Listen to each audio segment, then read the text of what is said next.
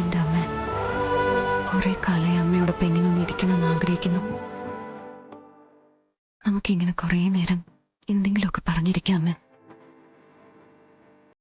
മനസ്സിന് ഒരു സമാധാനം ഉണ്ടാവട്ടെ. എനിക്കറിയാം ഇന്നത്തെ സംഭവങ്ങളെല്ലാം കേട്ടുകേൾവിയായിട്ട് കളയാൻ നിനക്കാവില്ലെന്ന്. പോട്ടെ, എല്ലാം മറന്നേക്ക്. കഴിഞ്ഞതെല്ലാം ഒരു ദുസ്വപ്നം പോലെ മറക്കണമെന്ന് പറയുന്നതേ ഇനിയുള്ള നല്ല സമയങ്ങളിൽ ഈ പഴയ ഓർമ്മകൾ കടന്നു വരാതിരിക്കാൻ വേണ്ടിയാ. അതിന് നമുക്ക് എവിടുന്ന് അമ്മ നല്ല ദിനങ്ങളും നല്ല സമയമൊക്കെ തരുന്നത്? ഒന്നുമില്ല. സങ്കടങ്ങളും പിണക്കങ്ങളും അതേ ചൊല്ലിയുണ്ടാവുന്ന പരിഭവങ്ങളും അതെല്ലാം ചേർത്ത് ഈശ്വരൻ പോലും നമ്മളെ ഇങ്ങോട്ട് പറഞ്ഞു വിട്ടിരിക്കുന്ന അനുഭവിക്കാൻ മരിക്കുവോളം കരയുന്ന കണ്ണുകളോട് ജീവിക്ക്.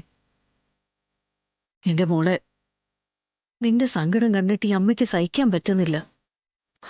നമുക്കങ്ങനെ ജീവിക്കാമേ. അമ്മ പറയുന്ന വിധിയെ നമ്മൾ തള്ളി പറയുന്നുമില്ല.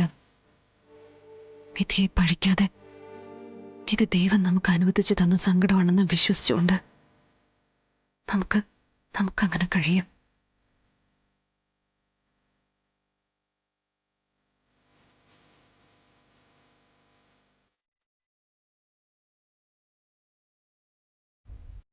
ഏട്ടത്തി, ഗവൺമെന്റിന്റെ ലൈസൻസിന് വേണ്ടിയാ നമ്മളിപ്പോ മന്ത്രിയെ കാണാൻ വന്നിരിക്കുന്നത്. മന്ത്രിയുടെ അനുമതി ഉണ്ടെങ്കിൽ നമുക്ക് കാട്ടിൽ കയറി തടി വെട്ടിയെടുക്കാൻ പറ്റുള്ളൂ. വിശ്വാസതയ്ക്ക് വേണ്ടി അവര് പലതും ചോദിക്കും. അതിനെല്ലാം കൃത്യമായ മറുപടി കൊടുത്താൽ നമ്മൾ വിജയിച്ചു. ഉപേന്ദ്ര, ഈ മന്ത്രി എന്ന് പറയുന്നത് നമ്മുടെ ദാസിന്റെ കാര്യമല്ലേ? മന്ത്രി ഷൺമുഖദാസ് എന്ന് നിങ്ങൾ പറയുന്നെങ്കിലും ഞാനിപ്പോഴും ദാസ് എന്ന് വിളിച്ച അയാൾ അവിടെ നിൽക്കും. അതിന് മാത്രം ക്യാഷ് സംഭാവനയായിട്ടും അല്ലാതായിട്ടും ഒക്കെ ഞാൻ കൊടുത്തിട്ടുള്ളതാ. അതൊക്കെ ചിലപ്പോ ദാസ് മറന്നാലും ഞാൻ മറന്നിട്ടില്ലല്ലോ. സത്യമേ, അതൊക്കെ മറക്കാത്തതുകൊണ്ട് തന്നെ നമ്മൾ കാണണമെന്ന് പറഞ്ഞപ്പോ മറ്റൊന്നും ആലോചിക്കാതെ സാർ നമുക്ക് കാണാൻ സമയം തന്നത്. ബാക്കി കാര്യങ്ങളും ഏതാണ്ടൊക്കെ ഓക്കെ ആവുമെന്ന എന്റെ ഒരു വിശ്വാസം. ഞാനിതിൽ വെറും ഒരു പാർട്ട്ണർ മാത്രമാണെന്നേ പറയാവൂ. അല്ലെങ്കിൽ തന്നെ അങ്ങനെ തന്നെയാണല്ലോ. അതെ, ഈ ബിസിനസിന്റെ നട്ടെല്ലെന്ന് പറയുന്നത് രോഹിത്തും ഏട്ടത്തിയുമാണെന്നുള്ളത് കൃത്യമായിട്ട് പറയണം. എന്നാലേ കാര്യങ്ങൾ നേരാവണ്ണം നടക്കൂ. എത്രയൊക്കെ വന്നാലും ഞാൻ ഔട്ട്സൈഡർ അല്ലേ. നിങ്ങളാണെങ്കിലോ അടുത്ത ആൾക്കാരും. ഉപേന്ദ്രൻ അന്ന് വന്ന് കാര്യങ്ങൾ പറയുമ്പോ ഇത്രയും വലിയൊരു ബിസിനസ് ആണ് നടക്കാൻ പോകുന്നത് ഞാൻ സ്വപ്നത്തിൽ പോലും കരുതിയില്ല. ഇതിപ്പോ സർക്കാരുമായി ചേർന്നൊരു നല്ല ബിസിനസ്. ആര് കേട്ടാലും കുറ്റം പറയാൻ പറ്റില്ല. സർക്കാരിലെ ഒപ്പം നിൽക്കുന്നത്.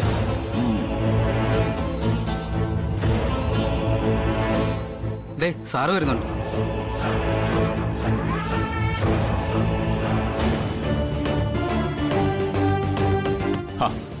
എന്താ സത്യാമ്മ ഇത്? ഞാൻ വരുമ്പോ ഇങ്ങനെ എഴുന്നേറ്റ് നിന്ന് എന്നെ അങ്ങ് കൊച്ചാക്കുവാണോ? മന്ത്രിയായെങ്കിലും ഞാൻ ആ പഴയ ദാസ് തന്നെയാ. സത്യാമ്മ വിളമ്പി തന്ന ഒരുപാട് ചോറും കറികളും ഒക്കെയാ അന്നത്തെ പാർട്ടിക്കാരെ അവിടെ പിടിച്ചു നിർത്തിയതും ശക്തരാക്കിയതും. അത് ഇനി നിങ്ങളൊക്കെ മറന്നാലും എനിക്കൊരിക്കലും മറക്കാനാവില്ല. അത്രയ്ക്കുണ്ട് ആ വീടിനോടും വീട്ടുകാരോടും ഞങ്ങൾക്കുള്ള ബന്ധം. സത്യാമ്മ ഇരിക്കണം. ഇരിക്കൂ.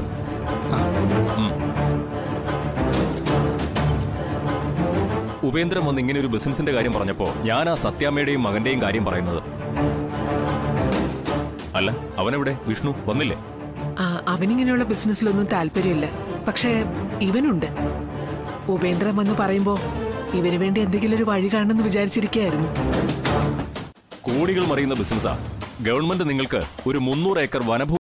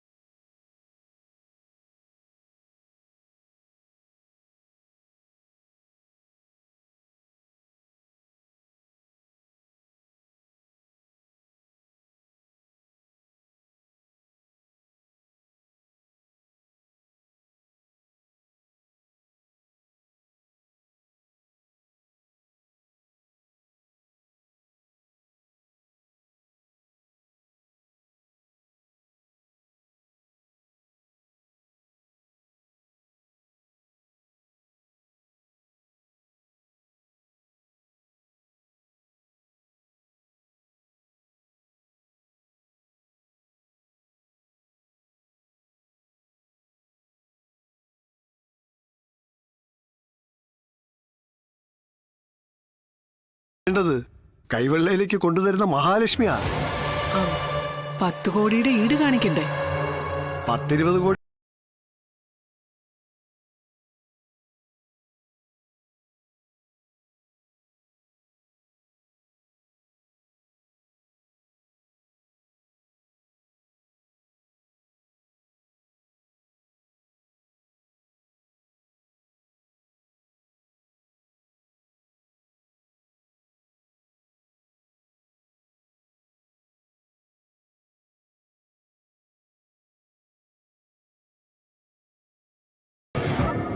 അത് 10-15 കോടിയുടെ മുതലുള്ളതല്ലേ?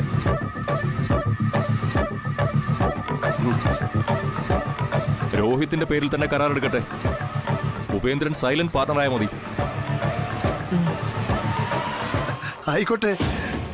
എനിക്ക് ഫർണിച്ചർ ബിസിനസ് ആണല്ലോ, എനിക്ക് തടി കിട്ടിയാ മതി. ബിസിനസ് ഒക്കെ രോഹിത് നോക്കി നടത്തിക്കോട്ടെ.